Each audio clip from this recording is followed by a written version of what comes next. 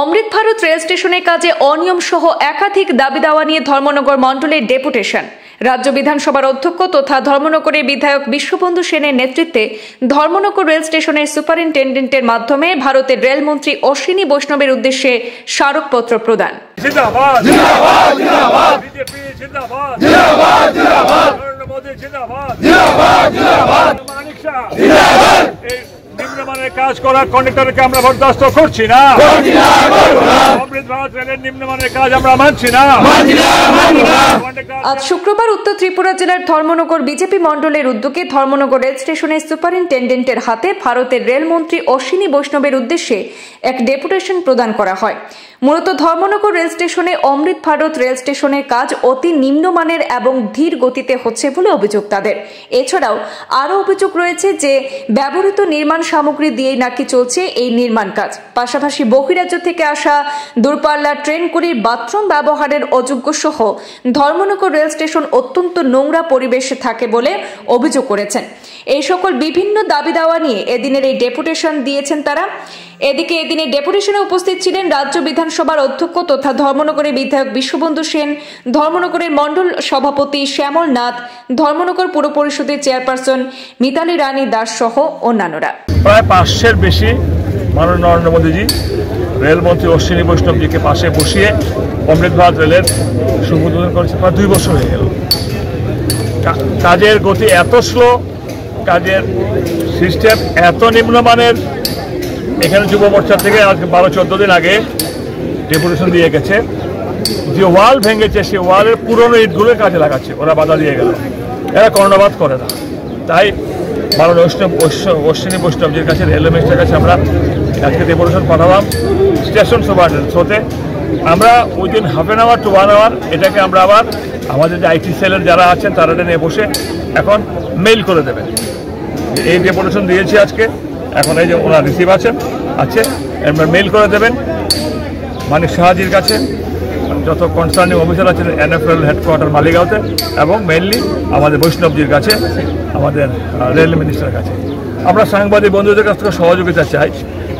এটা তো পার্মানেন্ট, যদি একটা সঠিক সুন্দরভাবে হয় তাহলে আমাদের গর্ব হবে, এবং এই গর্ব যেন আমরা সকলে সাক্ষী থাকি। আজকের থেকে 8-9 বছর পূর্বে আমরা এখানে ধর্ণা দিয়েছি, ঘেরাও করেছি যে কী ট্রেন এখানে থামার প্রপোজাল ছিল না। আপনারা জানলে আশ্চর্যজনক হয়ে যাবেন, রাজধানী থামার এখানে প্রপোজাল ছিল না।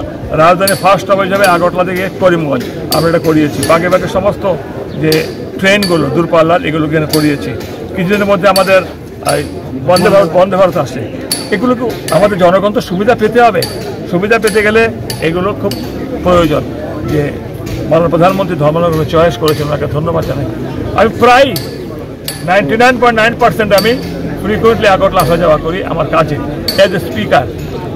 এখানে দেখবেন যে দূরপাল্লা ট্রেনগুলো যেগুলো আগরতলা থেকে দূরপাল্লার দিকে যায়, কামরার কোনো নাম্বার থাকে না, electronic board A1, A2, B1, B3, B4। মানুষ ছোটাছুটি করে, টিটিকে জিগায়, রেলকে জিগায় কোথায় পড়বে এই কামরাটা, কোথায়, মাঝখানে যান, সামনে যান, পেছনে যান। যদি ইলেকট্রনিক বোর্ড লাগানো থাকতো B1, B2, B3 বা A1, সেই প্যাসেঞ্জার নির্দিষ্ট সেই ইলেকট্রনিক বোর্ড দেখে সে নির্দিষ্ট কামরার সময় অটো চালাতে পারে, হুড়াহুড়ি হয়।